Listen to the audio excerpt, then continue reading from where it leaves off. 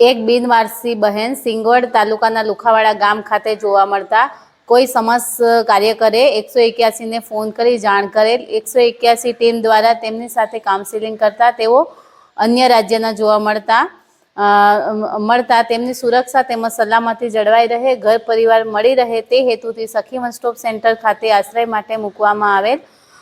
મહિલા અને બાળ અધિકારી સાહેબ શ્રી રોહન ચૌધરી સર અને દહેજ પ્રતિબંધક સંરક્ષણ અધિકારી પંકજ પટેલ સરના માર્ગદર્શન હેઠળ અમે તેમને તબીબી સારવાર અપાવી તેમની સાથે અવારનવાર કાઉન્સિલિંગ કરતા તેઓએ થોડી પ્રાથમિક માહિતી આપતા અમે ઉત્તર પ્રદેશના અમરોહા જિલ્લામાં પોલીસ સ્ટેશન તેમજ સખી વન સ્ટોપ સેન્ટર પર તે અરજદારના ફોટા તેમજ તેમની પ્રાથમિક માહિતી આપેલ, જેથી તાત્કાલિક ધોરણે ત્યાંથી પ્રોસેસ કરી બહેનનું પરિવારને શોધી સખી વન સ્ટોપ સેન્ટર પર